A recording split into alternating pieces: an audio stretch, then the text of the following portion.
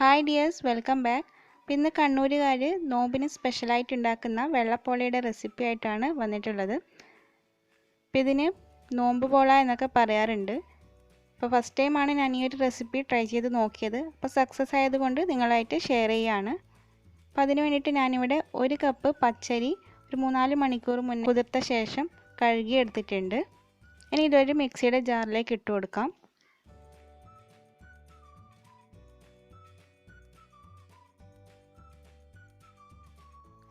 ഇനി ഇതിലേക്ക് ഒരു 1/4 കപ്പ് നിറയെ തേങ്ങ ചിരകിയതും കൂടി ഇട്ട് കൊടുക്കാം. പിന്നെ ഒരു 1/4 കപ്പ് ചോറും കൂടി ഇട്ട് കൊടുത്തിട്ടുണ്ടായിരുന്നു. അപ്പോൾ അതിൻ്റെ വീഡിയോ ഞാൻ റെക്കോർഡ് ചെയ്യാൻ വേണ്ടി വിട്ടുപോയി.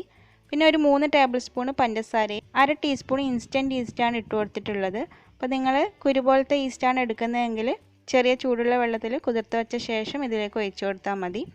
പിന്നെ ഇത് അരക്കാനായിട്ട് തേങ്ങ വെള്ളമാണ് എടുക്കുന്നത്. ഞാനിവിടെ ഒരു 1/2 കപ്പ് തേങ്ങ വെള്ളവും ബാക്കി സാധാരണ പച്ചവെള്ളവും കൂടി ചേർത്തിട്ടാണ് അരച്ചെടുത്തിട്ടുള്ളത്. അപ്പോൾ മുഴുവനായിട്ട് തേങ്ങ വെള്ളം കിട്ടുകയാണെങ്കിൽ അങ്ങനെ അരച്ചെടുക്കുന്നതായിരിക്കും കൂടുതലും നല്ലത്. ഇനി ഇതിലേക്ക് ആവശ്യത്തിന് ഉപ്പും കൂടി ചേർത്തിട്ട് നന്നായിട്ട് അരച്ചെടുക്കാം. അപ്പോൾ ഞാനിതിവിടെ അരച്ചെടുത്തിട്ടുണ്ട്. അപ്പോൾ ഈ ഒരു കൺസിസ്റ്റൻസിയാണ് ഇതിന് വേണ്ടത്. ദോശമാവിനേക്കാളും അല്പം ഒരു ലൂസായിട്ട്. ഇനി ഇത് അടച്ച് വെച്ചിട്ട് 2 മണിക്കൂർ നല്ല ചൂടുള്ള സ്ഥലത്തേക്ക് മാറ്റി വെക്കുന്നുണ്ട്. അപ്പോൾ ഞാനിത് അടുപ്പിൻ്റെ സൈഡിലാണ് വെച്ച് കൊടുത്തിട്ടുള്ളത്.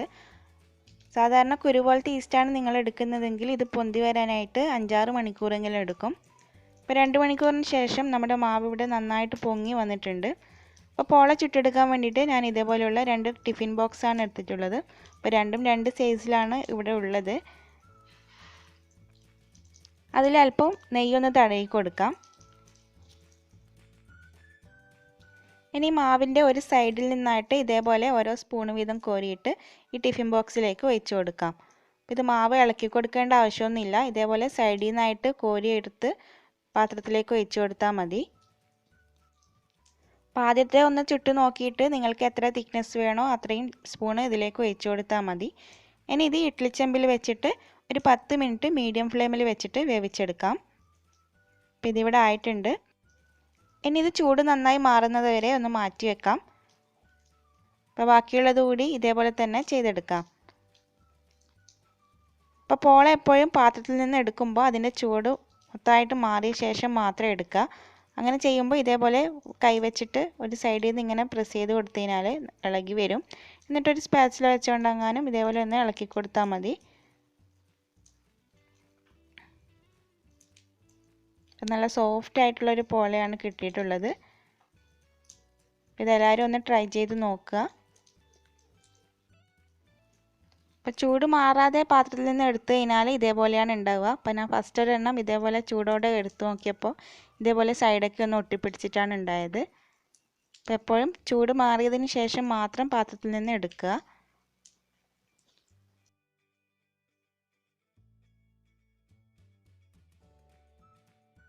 അപ്പോൾ ഇതിൻ്റെ കൂടെ കഴിക്കാൻ വേണ്ടിയിട്ട് ഒരു 2 പൂവമ്പഴം എടുത്തിട്ടുണ്ട്. അപ്പോൾ ഇത് നന്നായി പഴുത്തിട്ടുള്ള പഴമാണ്.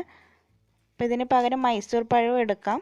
പിന്നെ അതിലേക്കൊരു 2 ടീസ്പൂൺ പഞ്ചസാരയും പിന്നെ കുറച്ച് തേങ്ങാപ്പാലും കൂടി ചേർത്ത് മിക്സ് ചെയ്തിട്ടാണ് ഈ ഒരു പോള കഴിക്കാറുള്ളത്.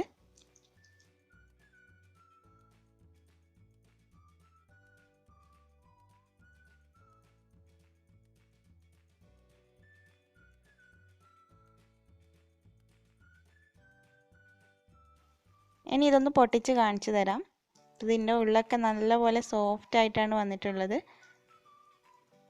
ഈ ഒരു വീഡിയോ നിങ്ങൾക്ക് ഇഷ്ടമായിട്ടുണ്ടെങ്കിൽ എല്ലാവരും ലൈക്ക് ചെയ്യുക, ഷെയർ ചെയ്യുക. ചാനൽ ഇതുവരെ സബ്സ്ക്രൈബ് ചെയ്യാത്തവരുണ്ടെങ്കിൽ പ്ലീസ് ഒന്ന് സബ്സ്ക്രൈബ് ചെയ്യുക. അപ്പോൾ മറ്റൊരു ദിവസം പുതിയൊരു റെസിപ്പിയുമായി വീണ്ടും കാണാം. Thanks for watching.